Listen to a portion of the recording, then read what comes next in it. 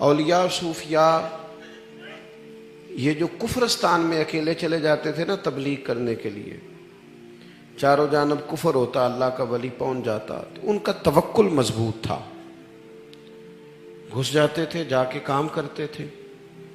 اور دوسری بات یہ تھی کہ للہیت بہت زیادہ تھی، اللہ کی رضا ان کے پیش نظر تھی۔ یہ جو ذاتی کسی جگہ بھی انسان کا ذاتی نفع کسی مقام پہ بھی آتا ہے تو وہ اسے دنیا دار بنا دیتا ہے، اور ذاتی نفع جہاں بھی لوگ پیدا کر لیتے ہیں وہاں تھکنا شروع ہو جاتے ہیں، اکتاہٹ ہونے لگتی۔ اخلاص جہاں جہاں ہوتا ہے وہاں وہاں پھول اگتے ہیں، خوشبو پیدا ہوتی ہے۔ خالص لوگ جو ہوتے ہیں نا، خالص اللہ کے رضا کے لیے چلنے والے، ان لوگوں کا مزاج اور طرح کا ہوتا ہے۔ حضرت خواجہ معین الدین چشتی اجمیری رحمۃ اللہ علیہ نے دلی میں ڈیوٹی لگائی تھی خواجہ معین الدین چشتی رحمۃ اللہ علیہ کی، خواجہ قطب الدین بختیار کاکی کی۔ تو حضرت اجمیر خواجہ قطب صاحب سے ملنے کے لیے دلی میں تشریف لائے، تو ایک شخص جو بظاہر اچھا دینی تعارف بھی رکھتے تھے، ان سے ملاقات ہوئی تو انہوں نے کچھ شکوہ کیا، کہنے لگے جب سے آپ نے خواجہ قطب کو بھیجا ہے ہمیں تو پوچھتا ہی کوئی نہیں، ساری لوگوں کی توجہ ادھر ہو گئی ہے۔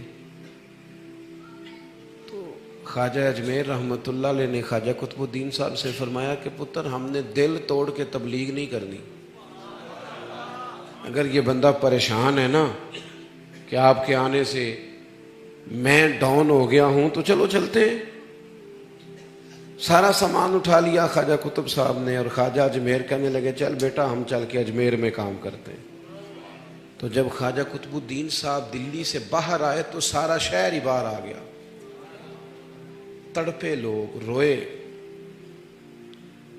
ایک گل رکھی یاد وے سجنا پیاری جگ نل تیرا، وہ لوگ سسکیاں لینے لگے کہ جناب آپ خواجہ قطب صاحب کے بغیر ہمارا گزارا کیسے چلے گا؟ اگر یہ چلے جائیں گے تمام شہر میں ایک درد آشنا نہ ملا، بسائے اس لیے اہل جنون ویرانے، پھر تو ہم چھوڑ جائیں گے شہر، ویرانوں میں جائیں گے۔ جب اتنے سارے لوگوں کو خواجہ اجمیری نے روتے اور پریشان ہوتے دیکھا تو فرمایا چل بھائی قطب الدین اٹھائیے سامان واپس چلیں۔ تو کہا حضور اب جانا نہیں، آپ نے کہا تو تھا کہ ایک بندے کا دل توڑ کے تبلیغ نہیں کرنی۔ تو فرمایا اگر اتنے دل بجاتے بچاتے ایک کا ٹوٹ بھی جائے تو خیر ہے، اتنے دل بچاتے بچاتے کسی ایک کا ٹوٹ بھی جائے۔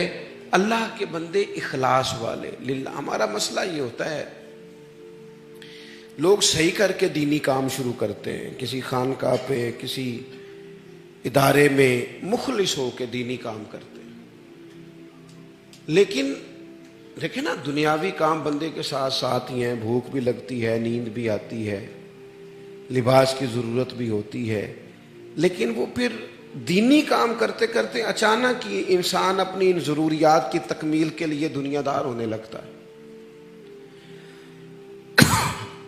تو ایک اور زندگی میں وہ چلا جاتا ہے۔ قرآن مجید نے کہا کہ وہ مومن ہوتے ہیں، ان کا ایمان مضبوط ہوتا ہے۔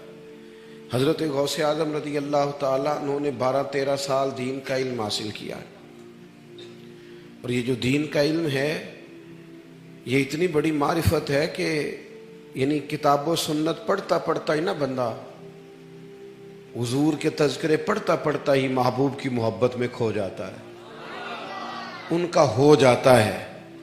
12-13 سال پڑھا تو عزم سے پڑھا، فرماتے میں نے اس طرح بھی پڑھا ہے کہ مجھے درختوں کے پتے کھانے پڑے، لیکن میں نے تعلیم کو مکمل کیا۔ کتاب و سنت کا علم جب آپ پڑھتے ہیں تو آنکھیں کھلتی ہیں، سینہ روشن ہوتا ہے، کشادگی نصیب ہوتی ہے۔ پھر حضرت غوث اعظم رضی اللہ تعالیٰ عنہ نے اسی توکل کے ساتھ تبلیغ دین کا کام کیا۔ کیا طریقہ کار تھا حضرت غوث اعظم کا تبلیغ کرنے کا؟ آپ کتابیں لکھتے تھے، الفتح الربانی دیکھ لیں، دیگر کتابیں حضور غوث اعظم، جناب غوث اعظم نے مدرسہ بنایا ہوا تھا جامعہ نظامیہ، اس میں پڑھایا کرتے تھے، خود پڑھاتے تھے۔ حضور غوث اعظم ہفتے میں 3 دن تقریر کرتے تھے، اور 70,000 کا مجمع خطاب سننے آتا تھا۔ وہی طریقہ تبلیغ حضور غوث اعظم نے اپنایا جو آج تک امت میں رائج ہے. یہ جو سٹائل آج لوگوں نے بنایا نا کہ سویرے 9 بجے تو زور تک تویز بندیاں نو ملن گے تے اثر تو لگ کے تے مغرب تک بیبیاں، یہ کون سا طریقہ ہے بھائی تبلیغ کا جو آپ کر رہے ہیں؟ یہ کون سا سٹیٹس آپ نے بنا لیا؟ ٹھیک ہے دم کریں تھا، لیکن اسی پہ صرف وقت سارا لگا دینا. تو سب سے بڑی بات کہ مضبوط ایمان. اور ایک اور بات، اللہ والوں کے پاس جب لوگ بیٹھتے تھے تو ان کا ایمان مضبوط ہوتا تھا، طاقتور ہوتا تھا ان کا ایمان، ان کے اندر صبر آتا تھا، توکل آتا تھا، اللہ تبارک و تعالیٰ کی رضا پہ راضی رہنے کا جذبہ پیدا ہوتا تھا. بندے کے اندر 2 صفتیں ہوتی ہیں، رضی اللہ عنہم و رضوا عنہ. قرآن فرماتا ہے ایک یہ ہے کہ اللہ بندے سے راضی ہو، اور دوسرا یہ ہے کہ بندہ بھی تو اپنے رب سے راضی ہو نا. اللہ نے جس حال میں رکھا ہے اس حال میں بندہ بھی اپنے رب سے. حضرت رابعہ بصریہ رحمۃ اللہ علیہا جس دن بیمار نہیں نہ ہوتی تھی، جسم کے کسی حصے میں درد نہیں ہوتی تھی، تو ہاتھ اٹھا کے کہتی تھی مالک تو مجھ سے ناراض تو نہیں؟ کوئی نہ کوئی درد ہوتا رہتا ہے تو میں تجھے یاد کرتی رہتی ہوں، کوئی نہ کوئی تکلیف ساتھ رہتی ہے تو میرا دل نرم رہتا ہے.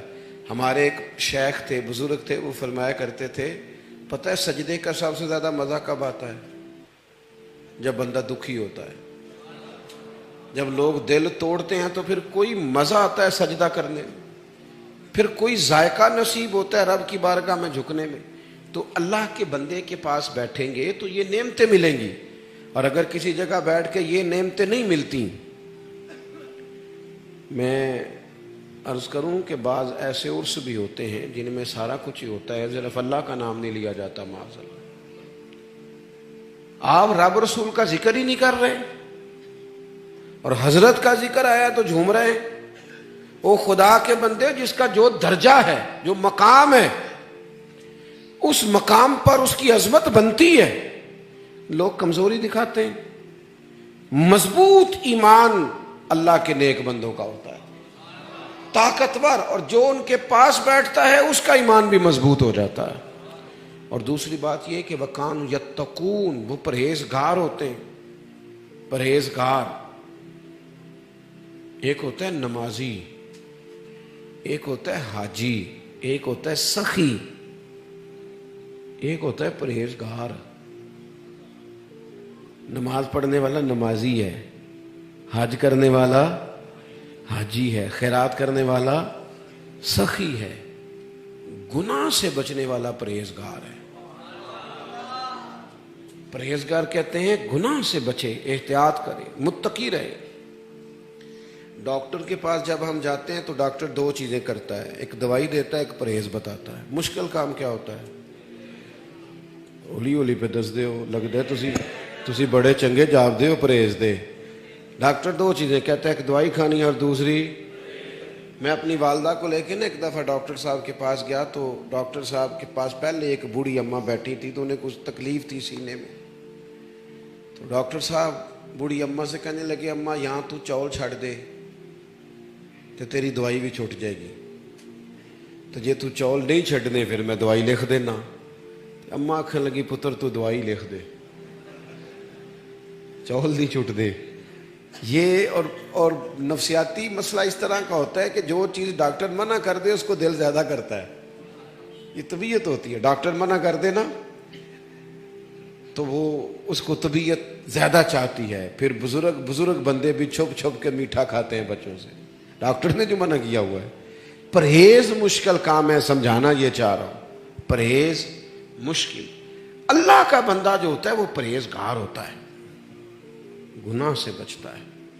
کس طرح کا پرہیزگار ہوتا ہے؟ زبان بھی محتاط ہوتی ہے، اس کی نظر بھی محتاط ہوتی ہے، اس کی سوچیں بھی، اس کا اٹھنا بیٹھنا بھی محتاط ہوتا ہے. اس کا لب. حضرت امام احمد بن حنبل رحمۃ اللہ علیہ سے کسی نے پوچھا تھا حضور آپ نے اتنی احادیث لکھی ہیں، ساری زندگی فتویٰ دیا ہے، کبھی کسی مسئلے میں مشکل بھی آئی؟ فرمایا ایک بوڑھی اماں مسئلہ پوچھنے آئی تھی، میں مشکل میں آ گیا. حضور کس طرح؟ فرمانے لگے مجھے بیٹے نے بتایا کہ نہایت ضعیف عورت ہے، میں نے پردے کے پیچھے بٹھایا، اس نے مسئلہ پوچھنا ہے۔ فرماتے میں گیا تو وہ بوڑھی کہنے لگی میں بیوہ بھی ہوں اور بے اولاد بھی ہوں، ہاتھ نہیں پھیلانا چاہتی، میری خودداری کے خلاف ہے، محنت کر کے کماتی ہوں، میں چھت پہ نا جب سمجھتی ہوں نا دن میں چرخہ چلا کے اتنی آمدن نہیں ہوئی تو میں پھر چاند جب 14ویں کا چمکتا ہے تو اس کی روشنی میں چرخہ چھت پہ رکھ لیتی ہوں رات کو۔ اب 2-3 دنوں سے مسئلہ یہ ہے کہ بادشاہ کا نا ایک بہت بڑا قافلہ روز ہی گزرتا ہے، ان کے پاس بڑی بڑی لالٹینیں ہوتی ہیں، ان کی کچھ روشنی بھی میرے چرخے پہ پڑتی ہے۔ پوچھنا یہ تھا اس روشنی میں جو میں سود کاٹوں گی تو وہ کمائی میرے لیے حلال ہے کہ حرام ہے؟ امام احمد بن حنبل کہتے ہیں بڑے بڑے مسئلے حل کیے تھے پر میں کانپنے لگ گیا، کوئی بات بھی نہیں تھی پر آنسوؤں کا سیلاب جانے کہاں سے آیا۔ میں نے کہا بہن تو کون ہے، کہاں سے آئی ہے، کیا نام ہے؟ تو کہنے لگی آپ مسئلہ بتائیے کہ شناختی کارڈ دکھانا پڑے گا۔ میں نے کہا پھر بھی بتا تو صحیح۔ تو وہ بوڑھی کہنے لگی ایک درویش ہے بغداد میں جو ننگے پیر چلتا ہے، جسے لوگ بشر حافی کہتے ہیں، میں اس فقیر کی بہن ہوں، میں اس کی ہمشیرہ ہوں، یہ میرا تعارف ہے۔ امام احمد بن حنبل فرمانے لگے بہن کوئی بندہ اور ہوتا تو میں مسئلہ اور بتاتا، آپ سے تو لوگ دین سیکھتے ہیں نا آپ کے گھر سے، میری گزارش ہے بادشاہ کی روشنائی میں سوت نہ بنانا، چاند کی روشنی ٹھیک ہے۔ میرے دوستو تقوی، پرہیزگاری، تھوڑی احتیاط۔ وہ ہمارے ہاں نا جی بندے بنتے ہیں فقیر درویش اور احتیاط ایک چیز کی بھی نہیں کرتے۔ تیرے اوپر تو کئی پابندیاں ہیں، کئی شرمیں تو نے رکھنی ہیں، اپنے مرشد کی شرم بھی رکھنی، آستانے کی بھی رکھنی، رب رسول کی بھی رکھنی، آنے والوں کا خیال بھی رکھنا ہے۔ تیری تو احتیاط زیادہ ہونی چاہیے تھی، تیرا تو معیار زیادہ ہونا چاہیے تھا۔ میرے بزرگ خود کہتے کہ آج میں سون چلا، میں کئی دنوں دا جاگیا، آج میں سون لگا ہوں کو پراؤنا آیا تو انہوں بھائیوں پیشی لے ملاں گا، لیکن پھر 1 گھنٹے کے بعد خود ہی فون کرتے کوئی مہمان تو نہیں آیا، آپ نے تو کہا تھا کہ زور میں ملنا ہے، تو فرماتے یار میرے لیے آیا ہے، اگر کوئی دور سے آیا تو تکلیف نہ ہو بیچارے کو، لاؤ میں ملاقات کر لوں، تھوڑا سا نہ خیال ہو جائے۔ میرے دوست مجھے خود کہتے ہیں میں اب کل صبح سے گھر سے نکلا ہوں اور آج بھی میں سمجھ لیں کل کا باہر ہی ہوں اور تسلسل سفر ہے۔ میں کہنے نے سانو تسی کہندے ہو نہیں اینا جانا کرنا، پھر آپ ہر بندے کے ہی مان جاندے ہو، جڑا آندہ مان جاندے ہو۔ تو میں کہتا ہوں یار کیا کرے، ہماری کوئی حیثیت نہیں ہے نا، تو کوئی بندہ دین کے نام پہ کہتا ہے تو ڈر لگتا ہے کہ یار اب اس کو کیسے انکار کرے، رب رسول کے نام پہ کہہ رہے آ جاؤ اللہ رسول کی بات کر جاؤ۔ اللہ کا بندہ متقی ہوتا ہے، پرہیزگار ہوتا ہے، غیر محتاج زندگی نہیں گزارنی، ہم نے خیال کرنا، ہم نے توجہ کرنی۔ کئی قسم کی شرمیں بندے کو ہوتی ہیں، میں نے پہلے بھی شاید آپ کو بتایا تھا، ہماری گلی سے نا ایک نوجوان گزرا کرتا تھا تو موٹر سائیکل کا ہارن اس کا بڑا خطرناک تھا، زور سے بجاتا، ایک رواج گزرا ہے 15-18 سال پہلے، زوردار ہارن بچے موٹر سائیکلوں پہ لگاتے تھے، بوڑھے پھر برا بلا کہتے تھے تو اس کا بھی وہ مزہ لیتے تھے اور زیادہ بچاتے تھے، تنگ کرنا مقصود ہوتا تھا۔ تو میری والدہ شوگر کی مریضہ تھی، تو جب گزرتا تو اماں جاگ جاتی، ناراض ہوتی، تو 1-2 دفعہ اسے ڈانٹا لیکن وہ کوئی نہ مانا۔ پھر وہ خود بخود ہی اس نے نا آرام سے گزرنا شروع کر دیا، ہارن اتر گیا۔ تو شرارتی شرارت نہ کرے پھر بھی پریشانی ہوتی ہے کہ ابھی کر نہیں رہا۔ تو اماں جی میرے کہنے لگے اسے پوچھ تو صحیح کیا ہوا ہے، پہلے تو ڈانٹنے سے بھی نہیں مانتا تھا۔ تو میں نے اسے پوچھا، میں نے کہا خیر ہے بھائی سیانے ہو گئے ہو؟ تو وہ کہنے لگا میرے گھر میں نا بیٹی پیدا ہوئی ہے، میری اماں نے مجھے کہا ہے پتر تیاں دے پیو انج دیاں حرکتاں نہیں کرتے، میں نے چھوڑ دیا ہے۔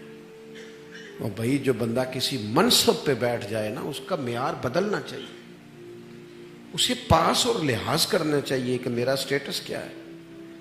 اگر تو کسی جگہ تو ذمہ دار ہے، کسی آستانے کا، کسی خانقاہ کا، کسی ادارے کا، کہیں مرید بھی ہے، تو پھر تجھے سمجھنا چاہیے کہ جنہوں نے پر کے سر تے چایا ہے وہ پھر قدم رکھن ڈر ڈر کے، قدم رکھن ڈر ڈر کے، پھر اسے محتاط ہونا چاہیے۔ ہمارے ہاں لوگ بڑے دعوے کرتے ہیں فلاں جگہ مرید ہوں، تو بھئی عکس بھی تو نظر آئے نا تیرے اندر، کوئی شے بھی تو نظر آئے نا، کوئی تو نے سیکھا کیا ہے، لیا کیا ہے؟ تو پرہیزگار زندگی گزارے، لاپرواہ وقت نہ گزارے، تعلیمات کا پابند کریں۔ آخری بات سنیں،